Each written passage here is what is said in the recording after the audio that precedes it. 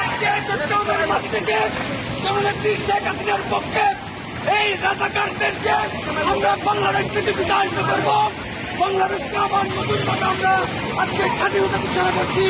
আজকে থেকে এই বাংলাদেশের কোনো সমন্বয়ের জায়গা হবে না।